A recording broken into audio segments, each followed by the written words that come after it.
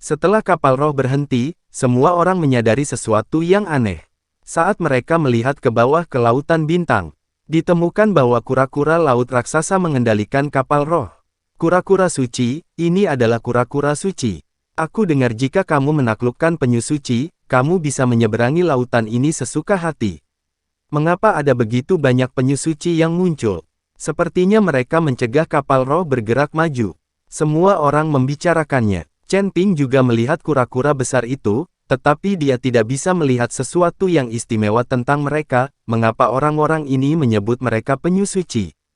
Pada saat ini, Zhou Tai berkata, kura-kura besar ini semuanya adalah binatang suci. Dibandingkan dengan monster-monster itu, mereka bukan. Ketahuilah betapa berharganya itu. Binatang suci ini semuanya tercerahkan dan sangat jinak. Jika ada yang bisa dijinakkan, maka banyak uang. Namun, meskipun binatang suci itu jinak, bahkan lebih sulit untuk menjinakkannya. Binatang suci ini sangat bangga. Saya sama sekali tidak ingin mengikuti manusia. Beberapa orang suci tidak akan dijinakkan bahkan jika mereka dipukuli sampai mati. Zhou Tai mengikuti Chen Ping dan yang lainnya untuk menjelaskan, sehingga Chen Ping tahu mengapa semua orang berteriak setelah kura-kura besar. Dari petik 1. Penyu suci. Apakah Cloud Piercing Gate menjinakkan kura-kura suci ini sehingga mereka dapat dengan mudah melewati lautan tinta? Ji Yun mengerutkan kening dan berkata, Ji Yun mendengar dari murid-muridnya bahwa orang-orang dari Cloud Piercing Sect mengendarai kura-kura roh melalui lautan tinta untuk menyerang secara diam-diam. Tidak bagus kura-kura suci ini.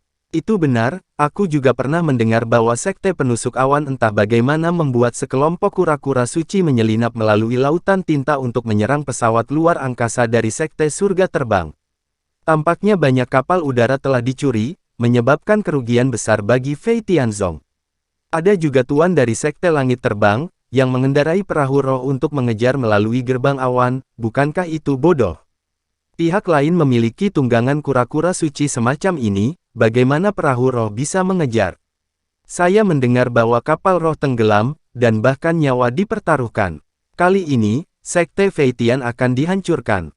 Zhou Tai tidak tahu bahwa Zhou Yun adalah tuan muda dari Sekte Fei Tian, jadi dia berbicara tanpa pengekangan.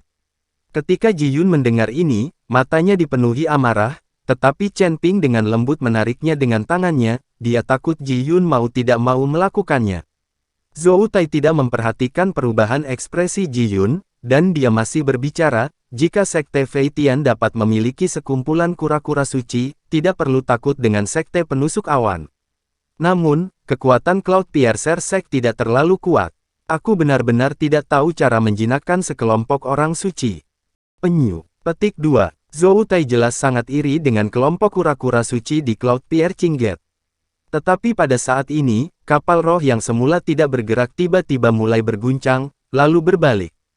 Mengubah arah dan mulai berlayar. Semua orang panik ketika melihat ini, karena mereka menemukan bahwa perubahan haluan kapal roh itu semua karena kura-kura suci. Dan staf di kapal roh sedang sibuk saat ini di titik tertinggi kapal roh. Beberapa orang yang mengenakan jubah gosip sedang melantunkan kata-kata, dan mereka terus-menerus mengutak-atik formula di tangan mereka. Perahu roh mulai memancarkan cahaya keemasan terus-menerus, mencoba melawan kura-kura suci itu. Meskipun tanduk suci tidak menyerang kapal roh, masuk akal bagi mereka untuk menelan kapal roh dan mengubah jalurnya.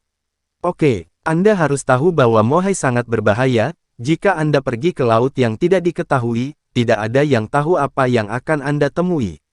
Untuk apa? Satu demi satu cahaya keemasan melawan, tetapi masih tidak ada cara untuk menghentikan lusinan tanduk suci menyelimuti kapal roh. Oke, melihat pemandangan ini, seseorang yang mengenakan jubah gosip berkata dengan lantang, teman-teman tahu, kemunculan tiba-tiba kura-kura suci di sini juga merupakan semacam kebetulan. Siapapun yang ingin menjinakkan tanduk suci, lakukan sekarang. Jika kamu bisa menjinakkan kura-kura suci, maka kamu bisa menjinakkannya. Anda bisa menyeberangi lautan tinta sesuka hati. Petik 2. Dan kura-kura suci ini hidup di lautan tinta sepanjang tahun, mereka pasti tahu di mana akan ada harta karun di lautan tinta. Kesempatan seperti ini langka, tidakkah kamu ingin mencoba? Setelah orang berjubah gosip selesai berbicara, seseorang akan segera menulis dan menulis. Meskipun banyak orang tahu bahwa meskipun Holy Turtle tidak ganas, tidak mudah untuk menaklukkannya. Namun, beberapa orang tidak tahan dan melompat ke bawah dengan celepuk. Ke dalam tinta, biksu ini tidak menyentuh air laut, tetapi melompat ke punggung penyu suci. Namun, kura-kura suci tidak langsung menyerang orang seperti monster lainnya. Sebaliknya, dia menggendong biksu itu di punggungnya dan mulai berenang di lautan tinta. Kura-kura suci sangat bersemangat, ada garis-garis seperti papan catur di kulit kura-kura, dan ada cahaya redup yang memancar darinya. Diiringi dengan berenang cepat dan goyangan tanduk suci, biksu itu tampak berada dalam angin dan ombak yang kencang, tubuhnya bergetar. Melihat ini, pembudidaya mengeluarkan pedang panjang dan menusuk kulit kura-kura dengan keras. Dia ingin mengikatkan pedang ke kulit kura-kura sehingga dia bisa meraih pedang dan memantapkan dirinya.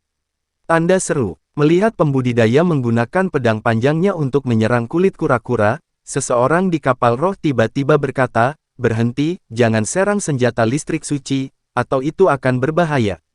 Tapi sudah terlambat, saya melihat biksu itu menusuk kulit kura-kura dengan pedang. Kultivator ini memiliki kekuatan peringkat ke-7 dari alam fusion, dan pedang ini menusuk ke bawah, saya khawatir ada puluhan ribu kati kekuatan. Tanda seru. Kura-kura suci mengeluarkan raungan yang memekakkan telinga, dan cahaya pada cangkang kura-kura itu langsung meledak, seperti matahari yang bersinar di depan mata semua orang. Cahaya yang menyilaukan membuat semua orang memejamkan mata. Ketika cahaya menghilang, semua orang melihat bahwa biksu di kulit kura-kura telah mematahkan pedang panjang menjadi dua, dan dia sendiri terlempar tinggi dengan kekuatan, dan segera setelah nafas kura-kura suci, beberapa semburan air disemburkan keluar. Pancaran air hitam menghantam tubuh kultivator seperti pedang tajam, langsung menyebabkan tubuh kultivator berlumuran darah. Melihat hal ini, pria berjubah gosip di perahu roh buru-buru melemparkan tali dan menarik biksu itu kembali ke perahu roh. Semua orang berkumpul dan melihat pembudidaya yang ditembak dengan beberapa luka oleh jet air. Saya melihat bahwa area sekitar luka biksu itu sudah menghitam, dan disertai dengan semburan bau busuk, itu jelas disebabkan oleh infeksi pada lukanya. Pria berjubah gosip melangkah maju dan melihat, lalu menggelengkan kepalanya dan berkata, "Sudah berakhir, tidak?"